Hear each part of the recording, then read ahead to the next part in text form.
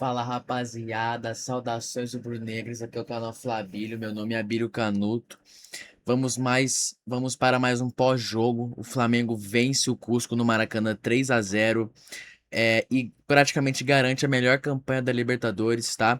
Vamos falar mais detalhadamente da partida após a vinheta. Então, roda a vinheta.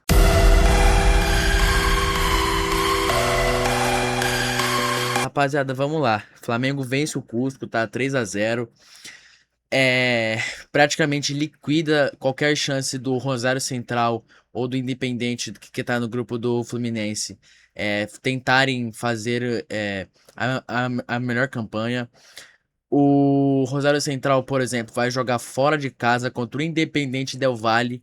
Tá? É impossível. Eles têm que fazer mais de 3 gols para ter a melhor campanha da Libertadores, tá? Para passar o Flamengo, que é praticamente impossível. O Independente também não tá com 7 de saldo. Eles têm que fazer mais de 4. Tá, então o Flamengo praticamente é o melhor, é a melhor campanha e iguala o feito de Paulo Souza em 2022, que o Paulo Souza também ganhou 5 jogos e empatou um. O Flamengo ganhou 5 jogos, um por WO, mas ganhou, e um empate, tá? Mas sobre o jogo, o primeiro tempo foi um primeiro tempo ridículo do Flamengo, foi um primeiro tempo horroroso, medíocre. Eu tava até achando que o jogo ia acabar 0-0, ia ser um dos maiores vexames, né, da história do Flamengo na Libertadores, porque empatar com o pior time da Libertadores no Maracanã, depois de uma derrota de 3-0 para cima, e depois de uma derrota pro Palmeiras por 3-0 no Maracanã, tá? Cara, assim, o primeiro tempo foi muito ruim. O Flamengo não conseguia agredir o Cusco de forma alguma. Muito pelo contrário, o único que tentava alguma coisa, que tentava fazer isso e aquilo, e que inclusive foi o melhor jogador da partida, foi o Gonzalo Plata. Ele é titular absoluto desse time. No ataque tem que ser ele, Pedro e Lino, tá? Esse é o ataque titular do Flamengo, na minha opinião, até agora. As coisas podem mudar, mas hoje esse é o ataque titular, tem que ser esse. E ele é o único que tentava alguma coisa pro Flamengo. Ele que dava ritmo pro Flamengo jogar. Ele tentava fazer com que o Flamengo jogar, mas os jogadores também não ajudavam muito. E aí é o seguinte, o time reserva, totalmente reserva, que os únicos titulares ali eram o Plata e o Everton Araújo. Os únicos titulares eram esses. É, Esse time reserva não tem como jogar Libertadores. E eu acho que nem Copa do Brasil, se o Flamengo ainda estivesse na Copa do Brasil, não ia dar pra colocar o time reserva, como o Jardim faz em algumas partidas, tá? Esse time não tem entrosamento algum, não tem a menor condição de colocar esse time pra jogar qualquer jogo, tá? Zero entrosamento.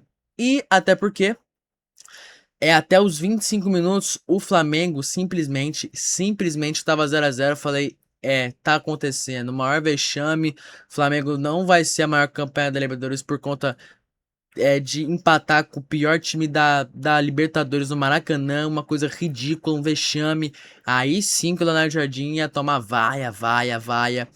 E aí, cara, foi o seguinte, só foi o Leonardo Jardim colocar a cavalaria, Samuelino, Paquetá, Pedro, e o jogo fluiu.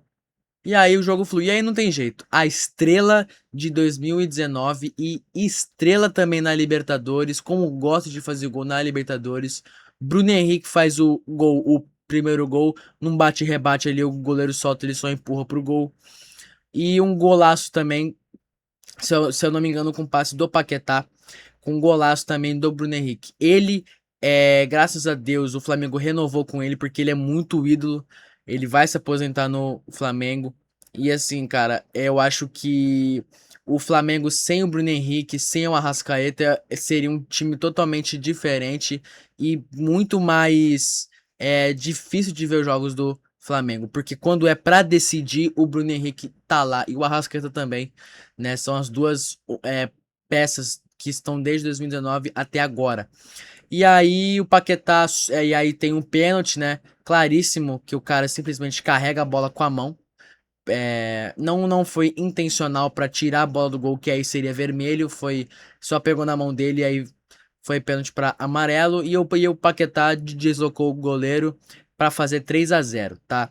E aí é o seguinte, foi literalmente colocar a cavalaria que o time começou a jogar. Começou a jogar muito bem.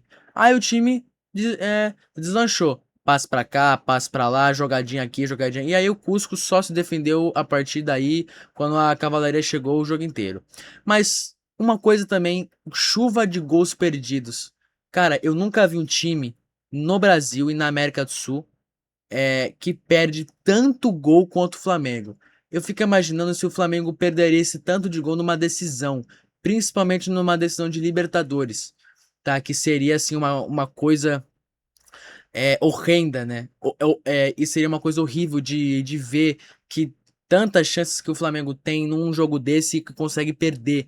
O gol que o Pedro perde a lá David. A lá David, tá? Quem é dessa época aí vai saber o gol que ele perde literalmente sem goleiro embaixo da trave contra o Vasco. Ele também perde um gol feito contra o Santos naquele 5-4 do Ronaldinho contra o Neymar. Assim, são alguns gols que ele perde, assim, ridículos, né? Que o David perdia e que hoje o Pedro. E o Pedro não costuma perder esses gols, muito pelo contrário, sempre coloca a bola pra dentro. Mas hoje ele simplesmente perde um gol inacreditável. Quando o Pedro perdeu esse gol, eu falei ali acabou. Ali o Flamengo não vai mais fazer gol, vai terminar 0-0. Infelizmente vai terminar. Aí tem a estrela do Bruno Henrique que não tem jeito, decisivo.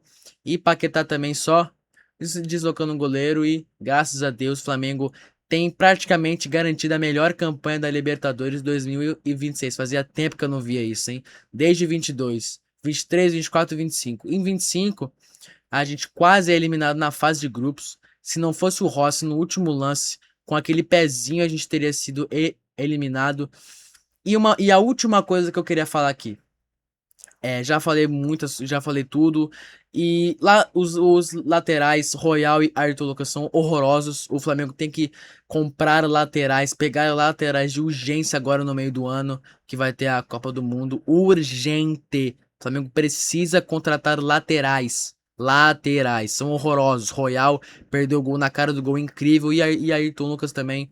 É assim, os dois são limitados, quase não tem quase nenhum recurso. Tem recursos, mas são poucos. Então o Flamengo, pela grandeza e pelo tamanho do investimento, precisa comprar bons laterais.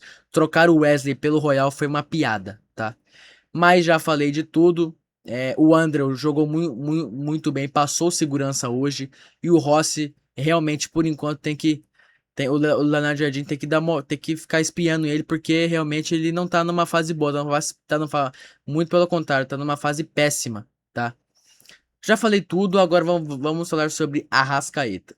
Gente, eu tava pensando, se você reparar os jogos que o Arrascaeta não esteve nesse tempo, o Flamengo, o único jogo que o Arrascaeta não tava, que o Flamengo amassou, jogou demais, jogou pra caralho, foi contra o Grêmio. Aquele 1-0 que ficou barato, e deveria ser uns 4-5.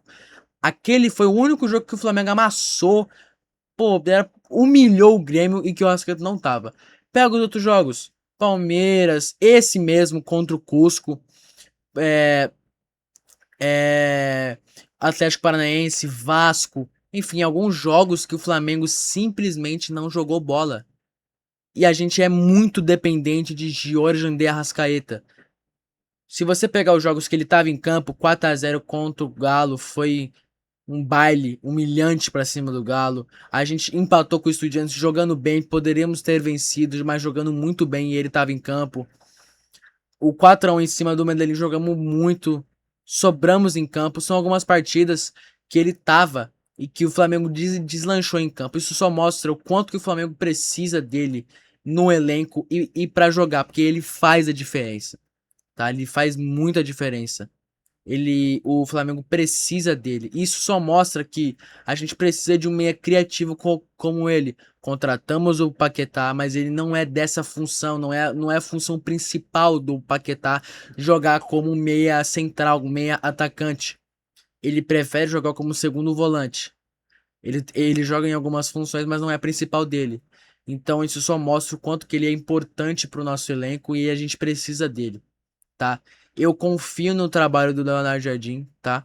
Eu acho que, se Deus quiser, a gente vai fazer uma boa Libertadores. Vamos chegar à final. Vai ter o sorteio agora dia 29. E se Deus quiser, a gente vai a Montevidéu em busca do Penta. Rapaziada, é isso. Essa foi a minha análise. Espero que vocês tenham gostado. Comenta aqui embaixo o que você achou do jogo. O que você mudaria na escalação. Se você ficasse, se você ia ficar poupando tanto time em tantos jogos diferentes. Tamo junto, saudações brunegas, é nóis.